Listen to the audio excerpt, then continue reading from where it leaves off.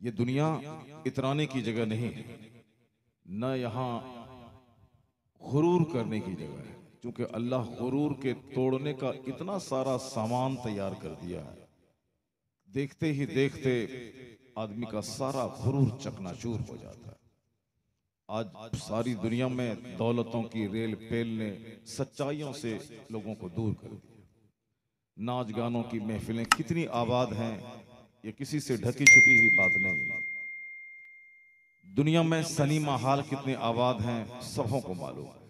मगर जिस रब ने सारी कायनात को पैदा किया, जो रब हमें रोजी देता है, जो रब हमें मरने के बाद जन्नत देगा, जो रब दुनिया में इज्जत देता है, जलील करता है, उस रब की इबादत के लिए मस्जिद में कितने लोग मौजूद हैं सबों को मालूम है। मस्जिदें वीरान हैं, जबकि मस्जिद ही सबसे ज्यादा आबाद होना चाहिए। क्योंकि मैं जिसका खाता हूं उसकी इबादत करता हूं, ये फॉर्मूला सबका होना चाहिए। लेकिन मस्जिदें वीरान हैं, शराब की महफिलें आबाद हैं, पानी 20 रुपए में एक बोतल, पानी की एक बोतल मिलती है, और शराब की एक बोतल 200, 300, 1,000 रुपए में मिलती है। लेकिन लोग पानी कम पी रहे हैं, शराब ज्यादा पी रहे हैं। रोटी बदन को ताकत देती है, एक रोटी 5 रुपए की होटल में मिलती है, और एक गुटखा का पुड़िया 5-5 रुपए 10-10 रुपए में मिलता है। तो दिन भर में हम रोटी खाते हैं 5 और गुटखा का पुड़िया खाते हैं 100-50। अब आप समझ सकते हैं कि लोग किस तरफ जा रहे हैं, लोगों की सोच कहां जा रही है। ये जलसा है जिंदगी संवारने की बातें होंगी।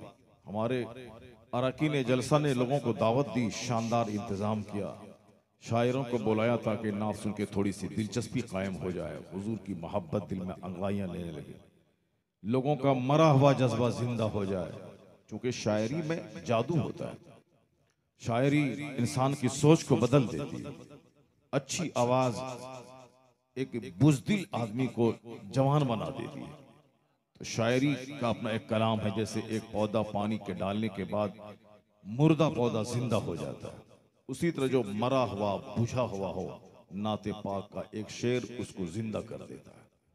तो नात सुनना अपनी जगह है, लेकिन अरकान जलसा ने इंतजाम किया कि नात भी सुने, अल्लाह की बात भी सुने, मुस्तफ़ा की हदीस भी सुने, ताकि जिंदगी की बुजदिली और तारीकी दूर हो, हमारा घर रोशन हो, हमारा कुंबा रोशन हो, हमारी फैमिली रोशन हो। हर जगहों पे नाच गाने की बात हो ही रही है, कम से कम एक जगह तो ऐसी हो जहां से अखलाक की बात हो, जहां से सिविलाइजेशन की बात हो, जहां से कल्चर की बात हो, जहां से संजीदगी की बात हो, जहां करोड़ों रुपए हराम के हों उसको त्याग कर हलाल का 1 रुपया चुनने की बात हो, जहां दुनिया को तलाक देकर आखिरत को इख्तियार करने की बात हो। वो एक प्लेटफॉर्म है ये जलसा, जहां 2-4-5 घंटे तक हमारे रहनुमा आकर हमें दीन सिखाते हैं। ये दुनिया एक पानी का बुलबुला है, जो आज है कल खत्म, आखिरत हमेशा बाकी रहने वाली चीज है। ये पैगाम किसी सनीमा के पर्दे से नहीं नश्र होता है, ये पैगाम किसी सर्कस के जोकर नहीं देता है, ये पैगाम किसी फिजिक्स केमिस्ट्री बायोलॉजी के चैप्टर से नहीं मिलता है। ये पैगाम अगर मिलता है तो सिर्फ और सिर्फ तहफ़्फ़ुज़ ईमान कॉन्फ्रेंस से मिलता है। ये पैगाम दयार हबीब कॉन्फ्रेंस से मिलता है। ये काम शाम करबला कॉन्फ्रेंस से मिलता है। ये पैगाम मदरसे की टूटी हुई चटाई से मिलता है। ये पैगाम जुमा के खुतबे से मिलता है। यह पैगाम ईदैन के खिताब से मिलता है। ये पैगाम कोई गांधी नेहरू नहीं देता है, ये पैगाम एक इमाम, एक आलिम रब्बानी हमें नशर करके सुनाता है।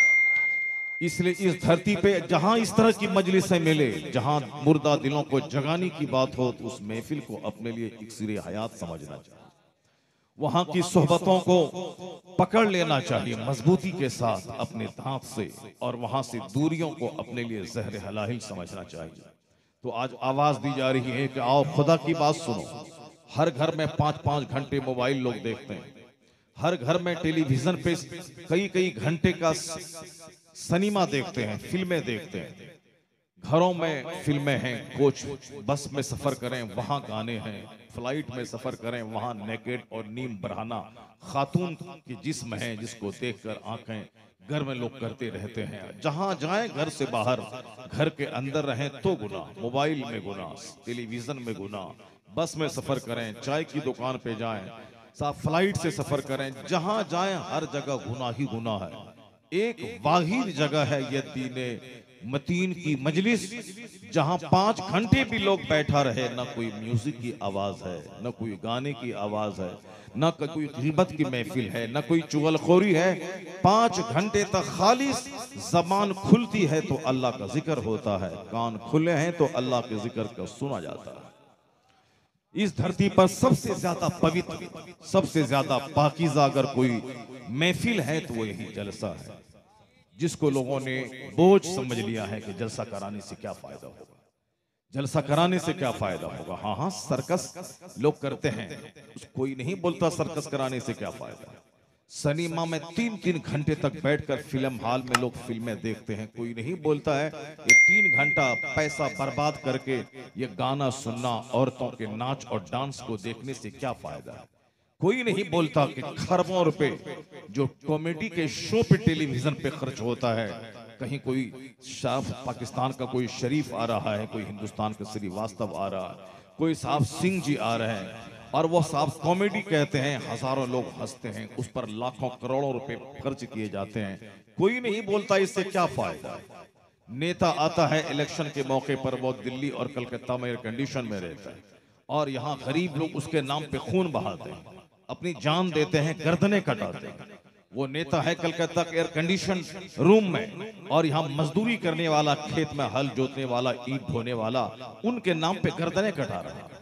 साहब जो झूठ की खेती करता हो, जो अवाम के जज्बात का एक्सप्लॉयटेशन करता हो, उसके लिए महफिलों, उसकी महफिलों में जाके देखें, लाखों लोगों की भीड़ लगी, तिल रखने की जगह नहीं। एक झूठा दिल्ली से आता है, झूठ बोलता है, लाखों लोग मौजूद उसके झूठ को सुनते हैं, तो वहां लोग हैं। मगर जहां सच की खेती होती है, जहां सदाकत पर मबनी बातें होती हैं, जहां दुनिया और आखिरत सजाने की बातें होती, वो महफिलें उजड़ रही, वो मदरसे की चटाई उजड़ रही, मस्जिदें वीरान हो रही, खानका उजड़ रही। एक कौम मुस्लिम चाहे काफिर जितनी एड़ी चूटी का जोर लगाए, चाहे वह हिंदुस्तान के कुफार और मुशरिकीन हो या स्वीडन का जालिम जो कुरान करीम को जला करके सारी दुनिया को यह बताना चाहते हैं कि अब इस्लाम खत्म होने वाला है, वो जालिम भी सुन ले। और अमेरिका का वो दुश्मन इस्लाम जो आए दिन इस्लाम के खिलाफ जहर उगलता रहता है, वो भी सुन ले। हिंदुस्तान की राजधानी दिल्ली का जोकर और वहां की बंदरिया, वो भी सुन ले, जो सिर्फ कुर्सी पाने के लिए इस्लाम और पैगंबर इस्लाम के खिलाफ ऑल फॉल और बकवास क्या करते हैं, वो भी सुन ले। जो नेता साहब यकसा सिविल कोड यूसीसी लाकर मस्जिदों मदरसों के वकार को मजरूह करके इस्लामी तशख्खुस को पामाल करना चाहते हैं कि हम भी इसे अपनी तरह नंगा बना दें, ताकि ये मेरी ही तरह नंगा हो जाए, मेरी तरह ये शराब पिए, मेरी ही तरह शादी में डांस करें। इसका तो तशख्खुस है दाढ़ी, इसका तशख्खुस है सर पे टोपी, इसका तशख्खुस है एक सिंपल सादगी से भरपूर सुन्नतों भरी शादी। इनका जो तशख्खुस है मुस्तफा का जबरदस्त कानून, इसको मिटा दिया जाए ताकि धीरे धीरे मस्जिदें मिट जाएं, इस्लाम का कलमा पढ़ने वाला कोई नहीं रहे, किसी के चेहरे पे दाढ़ी नजर नहीं आए, किसी के सर पे टोपियां नजर नहीं आए। वो जालिम कान खोलकर सुन ले। आज तहफ्फुज़ ईमान कॉन्फ्रेंस सारी दुनिया को बता रही है कि तुमसे ज्यादा ताकतवर अमेरिका का वो दुश्मन था जो 100 साल पहले पैदा हुआ था। तुमसे ज्यादा ताकतवर वो अरब के दुश्मन थे इस्लाम के, जो इस्लाम के चिराग को बुझाने के लिए पूरी एनर्जी को सर्फ किया। तुमसे ज्यादा ताकतवर फ्रांस का दुश्मन इस्लाम था, जिन्होंने इस्लाम को मिटाने के लिए भरपूर कोशिश की। तुमसे ज्यादा ताकतवर आज से 100 साल पहले के वो मुशरिक थे, जिन्होंने अपनी पूरी एनर्जी लगाकर इस्लाम को मिटाना चाहा। उन्होंने आज से 100 साल पहले प्लान बनाया था कि मस्जिदों की अजान को बंद कर दिया जाएगा, जलसो जुलूस को बंद कर दिया जाएगा, इस्लामी तशख्खुस को खत्म कर दिया जाएगा। मगर सारी दुनिया आज गवाह है कि पहले मुसलमान 50 करोड़ थे, लेकिन जैसे जैसे दुश्मनी बढ़ती गई वैसे वैसे मुस्तफा की गुलामों की तादाद में इजाफा होता चला गया। सारी दुनिया ने मिलकर कोशिशें की कि मेरी अजान बंद हो जाए, मेरी मस्जिदें वीरान हो जाए। अल्हम्दुलिल्लाह आज 200 करोड़ मुसलमान पूरी दुनिया में अपने नाम के साथ लफ्ज़ मोहम्मद को लगा के बताता है कि मोहम्मद उसका नाम नहीं है जिसका नाम पस्त हो जाए, एक नामी मोहम्मद है जो बढ़कर घटा नहीं, वरना हर एक उरूज में बिना सवाल है दुश्मनी बढ़ जाने दे, मुस्तफा के गुलामों की तादाद में इजाफा होता चला जाएगा। आज मस्जिदें 100 साल पहले 1 लाख थी, आज दुनिया में 1 करोड़ के करीब मस्जिदें नजर आ रही है, मदरसे नजर आ रहे हैं, खानकाहें नजर आ रही है। हिंदुस्तान में मुसलमान 10 करोड़ थे, आज 40 करोड़ कमोबेश मुसलमानों की जबरदस्त तादाद ये बता रही है कि चाहे 1000 लोग मिल बैठकर बिल पास करें इस्लाम के खिलाफ, मगर अल्लाह मेरा जिंदा है, मुस्तफा जिंदा है, कुरान जिंदा किताब है, इस्लाम जिंदा मजहब है, उसे जितना बिल बनाना हो बना दे, मेरा मजहब न मिटा है न मिटेगा, क़यामत तक ये मजहब जिंदा था, जिंदा है, जिंदा रहेगा। नारे तकबीर, नारे तकबीर, नारे रिसालत, मजहब इस्लाम, मजहब इस्लाम, हजरत अल्लामा शहरे रजा साहब क़िबला, नारे तकबीर, सुभान अल्लाह। कभी भी चेहरे पे मायूसियत ना आए, कभी भी चेहरा अफसुर्दा ना हो, कभी आप मायूस ना हो। मेरी रुसवाई इसलिए है कि मेरे बच्चे शराब पीते हैं, मेरी रुसवाई इसलिए है कि मेरे बच्चे नमाज नहीं पढ़ते, मेरी रुसवाई इसलिए है कि मेरी मस्जिदें वीरान हो गई है, मेरी रुसवाई इसलिए है कि मेरे बच्चों के बाल रखने का अंदाज फिल्मी हो गया है, मेरी रुसवाई इसलिए है कि मेरी माँ बहन बेटियां वह फिल्मी स्टाइल का लिबास पहनने लगी, मेरी रुसवाई इसलिए है कि मेरे बूढ़े से लेके जवान तक सारे लोगों की सोच एंटी इस्लामिक हो गई, इसलिए मैं रुसवा हूं, ये मेरी बदअमली की सजा है। वरना इस्लाम तो वो पाकीज़ा मजहब है कि आज से 1400 साल पहले जिस दिन 4 लोगों ने कलमा पढ़ा था, मक्का के कुफ्फार ने कहा था कि इस्लाम की बढ़ती हुई तादाद, बढ़ते हुए कदम को मैं रोक दूंगा। जिस तरह उन्होंने दुश्मनी की, मुसलमानों को सूली पे चढ़ाकर खत्म करने की साजिश अपनाई, इधर अल्लाह रब्बुल इज्जत ने वो जिंदगी दी कि 4 आदमी पहले कलमा पढ़े थे और देखते ही देखते 25 साल के अंदर 1 लाख से ज्यादा लोगों ने कलमा पढ़ा और पूरे अरब में जहां बुत परस्ती थी, बुत परस्ती का खात्मा हुआ और हर जगहों पे सदाए तौहीद बुलंद होने लगी। जब वो ताकतवर काफिर इस्लाम मिटा ना सके, आज का बुज़दिल क्या मिटा पाएगा, आज का ये कामचोर क्या मिटा पाएगा। इसलिए एक कौम मुस्लिम जब जब वह तेरे खिलाफ दुश्मनी करे, अखबार की बयानबाजी मत करना, कभी नर्वस मत होना, चौक चौराहे और चौपाल पे बैठकर उन कुफार मुशरिकीन का तबसरा मत करना। जब कुफार मुशरिकीन की दुश्मनी बढ़े तू अपना सजदा बढ़ा देना, तू जिक्र बढ़ा देना, तिलावत बढ़ा देना, दुरूद बढ़ा देना, इबादत बढ़ा देना, गुनाह घटा देना, नेकियां बढ़ा देना। 50 बम से जो तेरा काम ना होगा, वो 50,000 दुरूद पढ़ने से तेरा काम हो जाएगा। सुभान अल्लाह, सुभान। नारे तकबीर, नारे रिसालत, नारे रिसालत। जो हजरात पीछे हैं वो आगे आ जाए, स्टेज के करीब आ जाए, इधर जगह बहुत खाली है। हमारी ताकत व तवानाई का राज अल्लाह का जिक्र है, हमारी ताकत रूहानी ताकत है, हमारी ताकत स्पिरिचुअल फोर्स है, हमारी ताकत हमारे आंसुओं में पिन्हा है, हमारी ताकत हमारे तकवा में पिन्हा है, हमारी ताकत कुरान पाक की तिलावत में पिन्हा है। हमने जब से सोच लिया कि दौलत आएगी तब मुझको इज्जत मिलेगी, दौलत आ गई इज्जत खत्म हो गई। जब से मैंने सोच लिया कि अच्छा कपड़ा मैं पहनूंगा तब मुझको इज्जत मिलेगी, आज मुसलमानों का बच्चा बच्चा अच्छे कपड़े पहनता है। पहले तो 2 कपड़े होते थे, उसी कपड़े में पैबंद लगा के लोग ईद की नमाज पढ़ते थे। पहले एक चप्पल होती थी, उसी चप्पल को सी करके लोग ईदगाह जाते थे। पहले टोपी होती थी, एक उस टोपी को धो करके सूखा करके तब लोग ईदगाह की तरफ ईद की नमाज पढ़ने जाते थे। और आज एक दर्जन चप्पलें मौजूद हैं, आज हमारे बक्स में साहब एक दर्जन कपड़े मौजूद हैं। अब पहले किसी किसी के दरवाजे पर एक राजदूत नाम की एक बाइक हुआ करती थी, आज से 50 साल पहले, लेकिन आज बुलेट मेरे दरवाजों पर खड़ी है। पहले एम्बेसडर कार नजर आती थी, आज मुसलमानों के दरवाजे पे फॉर्च्यूनर नजर आ रही है, मुसलमानों के दरवाजे पे 2-2 करोड़ की मर्सिडीज बेंज की कारें नजर आ रही, मुसलमानों के दरवाजे पे ऊडी कार नजर आ रही। पहले दिल्ली में मुसलमान मजदूरी करता था, आज मुसलमान फैक्ट्री चला रहा है। पहले मुसलमान बंबई में सड़कों के किनारे चश्मा बेचता था, आज बंबई में अरबों की फैक्ट्री मुसलमान चला रहा है। जब दौलत पहले से ज्यादा है फिर जिल्लत क्यों है? जब दौलत से ही इज्जत मिलती, दौलत तो आ गई, इज्जत कहां गई? कपड़ों में इज्जत तलाश करने वाला, कपड़े तो आ गए, इज्जत कहां चली गई? साहब मकानात की तामीर में इज्जत ढूंढने वाला, आज तो गरीब मजदूर भी पुख्ता के घर में रहता है। पहले गांव का 1000 बीघा जमीन का जोतने वाला मिट्टी की दीवार, ऊपर में टाली वाली छत होती थी, पहले छप्पर पे घास होती थी, लेकिन आज गरीब से लेकर अमीर तक सारे लोग मकान बनाते हैं। जो 1 करोड़ महीना कमाते उनके पास भी शानदार मकान है, वाल पुट्टी है, फॉल से सीलिंग है, घर में सोफा है और नीचे मार्बल और टाइल्स और ग्रेनाइट लगे हुए हैं। और जो गरीब आदमी है उसके घर में भी ग्रेनाइट है, उसके घर में भी सोफा है। इसलिए आज वो बात खत्म होगी कि आज से 15-20 साल पहले जिनके पास 5 लाख होते थे वो लाखपति कहलाता था। आज 5 लाख का कोई वैल्यू नहीं रहा। आज से 25 साल पहले कोई आल्टो कार खरीदता था तो दरवाजे पे देखने वालों की भीड़ लग जाती थी, लेकिन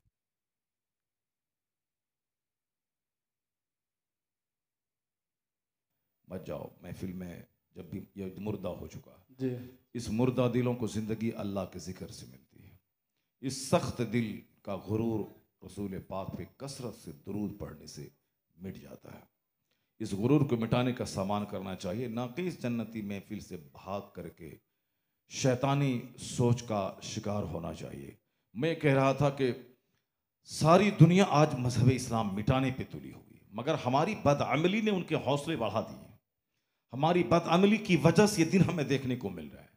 लेकिन जहाँ तक हमारी वह रूहानी ताकत जब अंगड़ाइयाँ लेती थीं और आज भी अगर लेंगी, तो याद रखें ये सारे घास फूस की तरह, गाजर मूली की तरह, ये कीड़े मकोड़े की तरह जो इस्लाम के दुश्मन हर गली हर कूचे में नजर आ रहे हैं, ठीक उसी तरह इसका खात्मा हो जाएगा। जिस तरह से रहमतों की बारिश जब जमीन पे आती है तो तमाम घास मर जाती हैं, उसी तरीके से हमारी इबादतों से जब अल्लाह की रहमतों का नज़ूल होगा तो सारे कुफ्फार मुशरिकीन धाराशायी हो जाएंगे, इनके घंटे बंद हो जाएंगे, अजान की आवाज़ पूरी दुनिया में सुनाई देने लगेगी। इसलिए आज ज़रूरत है कि मैं हालात से सबक हासिल करूं, और जब इस तरह के हालात पैदा हों तो मैं अपने अहवाल दुरुस्त कर लूं, मैं अपनी हालतों को संभालूं। लोग कहते हैं कि साहब लॉ कमीशन के पास अपना एहतजाज दर्ज करवाइए, अपना विरोध दर्ज करवाइए कि मैं इस कानून के खिलाफ हूँ।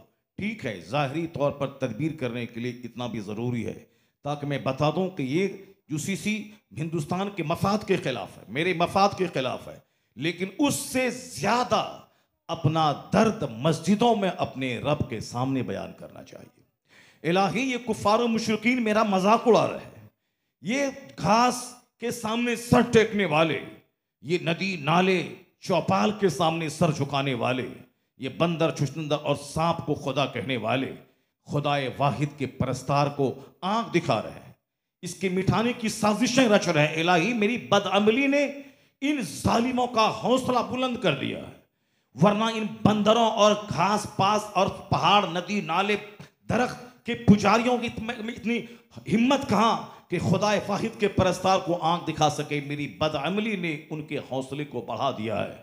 जब बदअमली ने हौसले को बढ़ा दिया है और जब भी नजर आए किसी ने मुस्तफ़ा की तौहीन की, किसी ने कुरान को जलाया, कोई हमारे तशख़्ख़ुस को पामाल करने का बिल पार्लियामेंट में ला रहा है, तो बज़ाहिर ताकत तो हमारे पास नहीं कि मैं जाके गर्दन उसकी काट दूं, मैं लाठी लेकर उसके सर को मैं फाड़ दूं। उससे बड़ी ताकत मेरे पास मौजूद है कि मैं मस्जिद जाकर 10 बार कलमा शरीफ पढ़कर अपने रब के सामने हाथ फैलाऊं, और आंख से आंसू के कतरे अगर बह गए मुसलमानों के, तो याद रखना मेरी तलवारों से जो काम नहीं निकलेगा वो आंख के आंसू के कतरे वो काम अंजाम दे देंगे।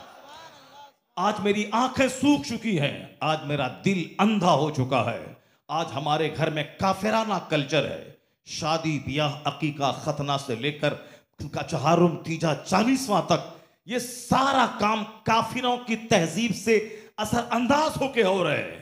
मुसलमानों की सोच ऐसी बन गई कि अगर मस्जिद में शादी हो तो लोग कहते हैं कि साहब ये शादी हो रही कि कलमा खानी हो रही। मुसलमानों की बारात अगर बगैर डीजे और बगैर बाजा के जाए, लोग कहते हैं जनाजा जा रहा है या बारात जा रही। जब मुसलमानों की सोच ऐसी गंदी हो जाए, ऐसी काफिराना सोच हो जाए, अल्लाह ताला काफिरों को मेरी गर्दन पर मुसल्लत कर दे।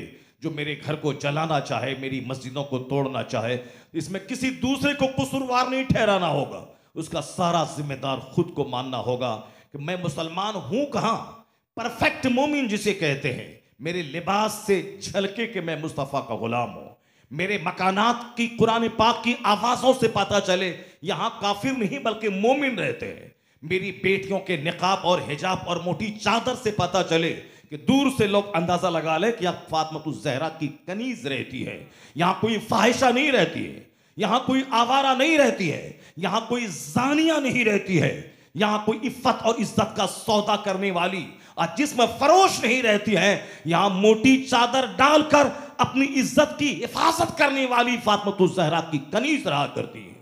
जिस कौम की औरतें बेपर्दा सड़कों पे घूमें, उस कौम के मर्दों की दुआ को अल्लाह रद्द कर देता है।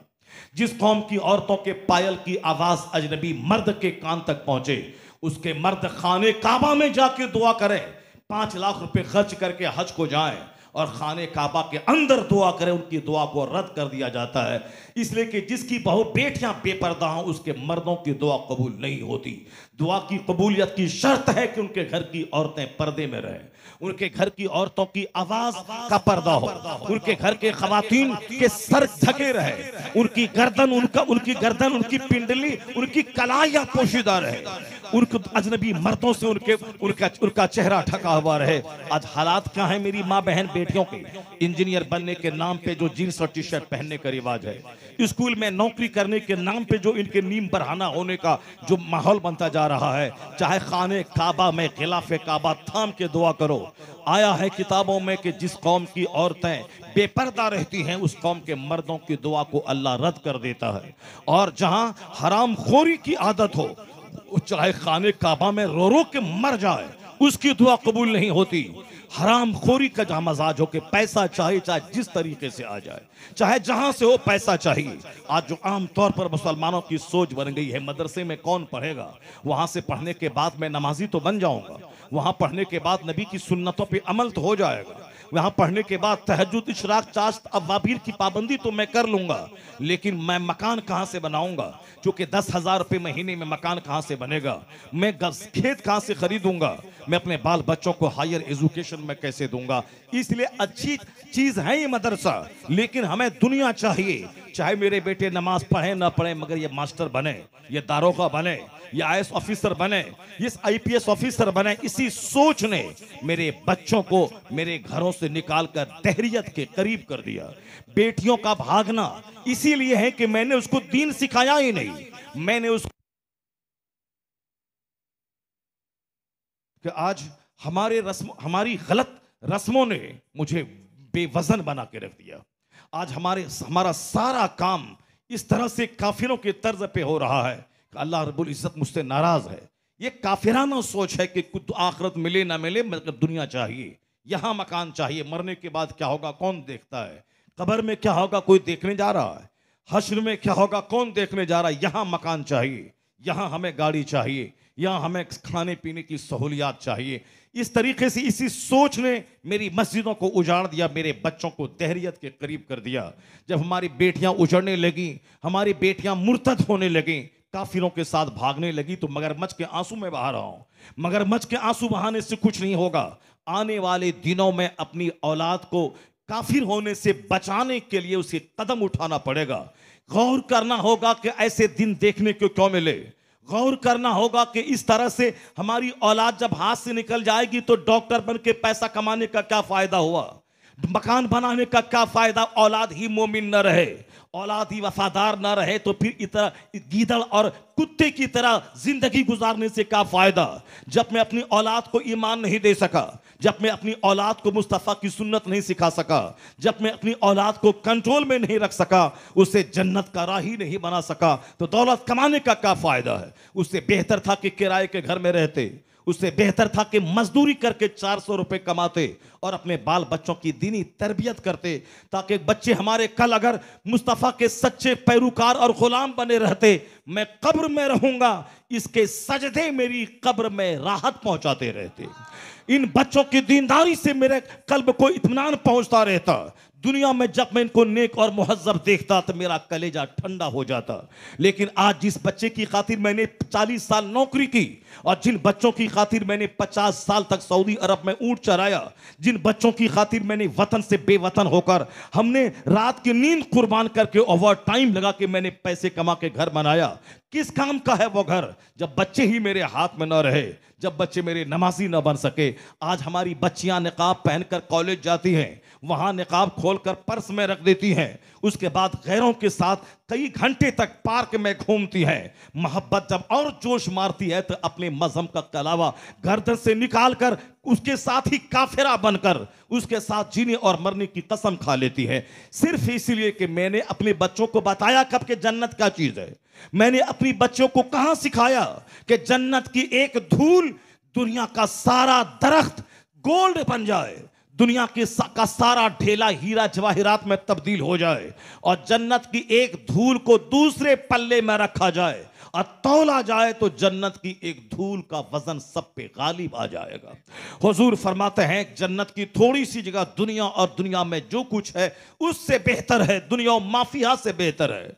जन्नत में एक बालिश की जगह या 200 से ज्यादा जो ममालिक हैं, जिस ममालिक में सोने के पहाड़ हैं और जहां पेट्रोल और डीजल के चश्मे हैं, जहां 200 से ज्यादा ममालिक की करेंसीज हैं, इन सबों से जन्नत का एक जर्रा सबसे बेहतर है। दुनिया में घर मिले ना मिले, अगर जन्नत मिल गई तो उससे बड़ा कामयाब कोई नहीं है। यह फिक्र अपने बच्चों के दिमाग में हमने डाला ही नहीं। आज अगर वह किसी लड़की का चेहरा देखकर काफिर हो जाए तो हमारा कसूर है कि मैंने उनको बताया कि हुस्न बड़ी चीज है, खूबसूरती बड़ी चीज है, खूबसूरत लड़की को पा लेना यह जिंदगी की मेराज है, यह जिंदगी की सबसे बड़ी कामयाबी है। तो हमारे बच्चे गली के कुत्तों की तरह, जिस तरह कुत्ते हड्डी पे नजर डालते हैं, उसी तरह दूसरों की बहू बेटी पे निगाहें डालने वाले कुत्ते बन गए। अब जहां अच्छी खूबसूरत लड़की नजर आई वो IAA BA MA करना छोड़ दिया, उसके पीछे पड़ गए। अब वो किताब फिजिक्स केमिस्ट्री कौन पढ़ के विद्वान बनेगा, कौन साइंटिस्ट बनेगा, कौन मुस्लिम सोसाइटी का नाम ऊंचा करेगा, कौन IPS ऑफिसर में अब साहब नाम ऊंचा करके पूरे मुसलमानों का सर फख्र से बुलंद करेगा। अब तो उनकी सारी एनर्जी उस लड़की के कदमों पे चले गई। अब उसकी सारी मेहनत एक छोकरी का पाना हो गया। अब ये छोकरा गली का जो IAS ऑफिसर बनने वाला था वो एक दिल फेंक आशिक बन गया, वो एक दिल फेंक साहब आशिक बन गया, एक लड़की का चहीता बन गया। उसी में सारी जिंदगी तबाह हो गई। जब तक वो लड़की मिली नहीं थी तो पागल था, लड़की मिल गई तो अब इसकी नाक में नकील डालकर एक गुलाम और बंधवा मजदूर की तरह सारी जिंदगी खटाती रही और ये मजदूर बन के करता रहा सिर्फ थोड़ी सी लज्जत लेने की खातिर। यही फिक्र मैंने बच्चों को दी, क्योंकि हमने अपने घरों में हुस्न का चर्चा किया। शादी उसी लड़की से करेंगे जो खूबसूरत हो, जो 5 फीट की लंबी हो, जिनकी नाक लंबी हो, जिनका चेहरा गोरा हो, जिनकी पेशानी कुशादा हो, यानी उस लड़की से शादी होगी। हुस्न बड़ी चीज है। घर में चर्चा हुस्न का, फिल्म में चर्चा हुस्न का, चौक चौराहे पे चर्चा हुस्न का। इसलिए हमारे बच्चे उसी हुस्न के शौकीन हो गए, उस हुस्न के तलबगार हो गए। वह IAS ऑफिसर ना बनकर छोकरी बाज हो गए। वह स्कूल का हेड मास्टर बनकर जो हजारों बच्चों के मुस्तकबिल को सजाता, वह ना सजा कर वह गली कूचे का दिल फेंक आशिक बन गया।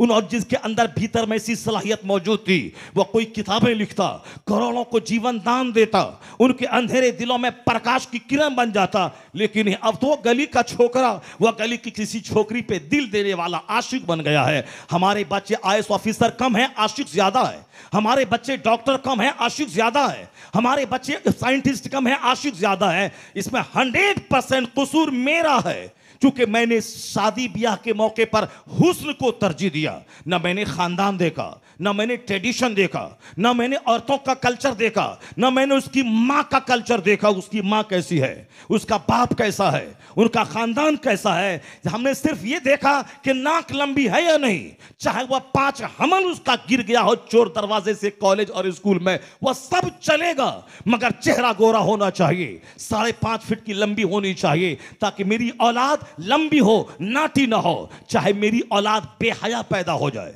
चाहे मेरी औलाद मां की तरह 50 मर्दों की गोद में झूलने वाली पैदा हो, यह गवारा है, मगर मेरी बहू लंबी हो ताकि मेरा बच्चा लंबा पैदा हो। यह गंदी सोच पे लानत है जालिम। तुमने पर्सनैलिटी बिल्डिंग पे जोर दिया, और पर्सनैलिटी चाहे लंबी हो या नाटी हो, उससे क्या होने वाला है? जिसके पास इल्म, हुनर, काबिलियत और एबिलिटी अगर वो नाटा है तो वह नाकारा लम्बों से करोड़ों गुना बेहतर है। इसलिए कि दुनिया में कद नहीं देखा जाता, दुनिया में काबिलियत देखी जाती है, एबिलिटी देखी जाती है।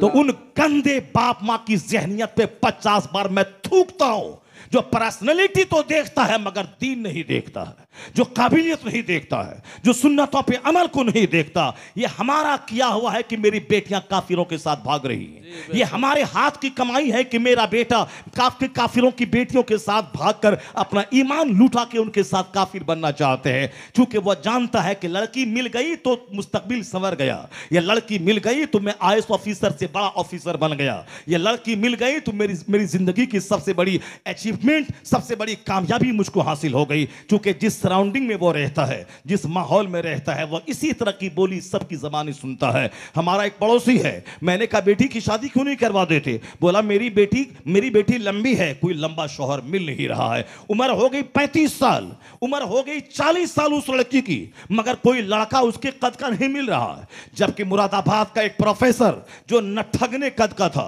उनकी बीवी लंबी थी, मगर वह गोरी खूबसूरत खातून के बाप ने उस ठगने प्रोफेसर से अपने बेटी का अक़्द करवा दिया कि यहां कद नहीं, हाइट नहीं देखी जाएगी, यहां मेरिट देखी जाएगी, मेरिट देखी जाएगी। बहुत सारे ठगने वालिद का बेटा लंबा पैदा हुआ, उससे ज्यादा काबिलियत वाला बच्चा पैदा हुआ। यहां सिर्फ चेहरा देखा जाता है, सिर्फ नाक देखी जाती है। यही वजह है कि मेरे बच्चे हाथ से निकल गए, ये बुढ़ा बैठ के रोता है। सारी जिंदगी बेटे को पालता रहा, उसके बाद बेटे के बेटे को, पोता को पालता रहा।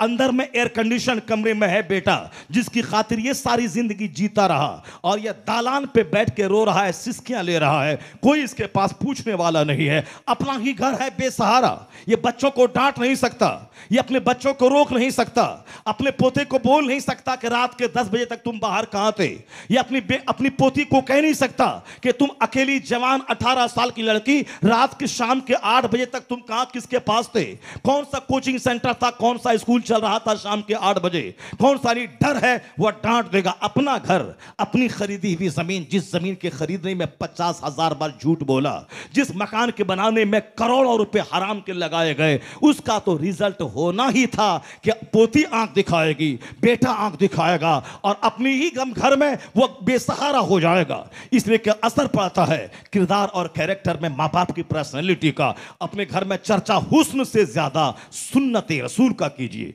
हुस्न से ज्यादा काबिलियत का कीजिए। मुस्तफा ने कहा वाला अमतुन सौदा ज़ातो दीनिन अफजल। नबी फरमाते हैं कि काली कलोटी दीनदार औरत तेरे हक में बेहतर है।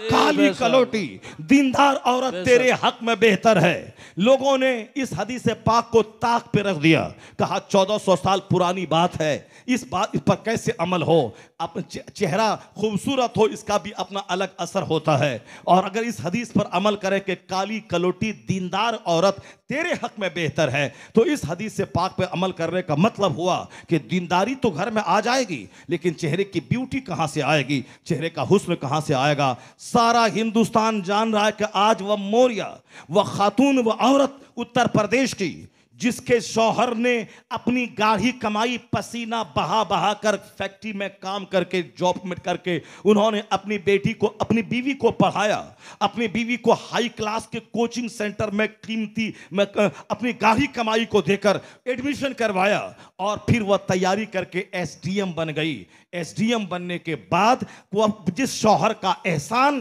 के पढ़ा लिखा के एसडीएम बनवाया, जिस शौहर का एहसान के खुद तुम मजदूरी की और अपनी बीवी बीवी के आराम में कोई उन्होंने खलल नहीं पहुंचाया, उनको किताबें खरीद के दी, कोचिंग सेंटर की फीस दी, उनकी राहत का सारा ख्याल रखा, उनको उनसे घर का काम नहीं लिया, घर में झाड़ू लगाने के लिए उसको जब बरी कर दिया। मगर आज बदला क्या दी उस खातून ने?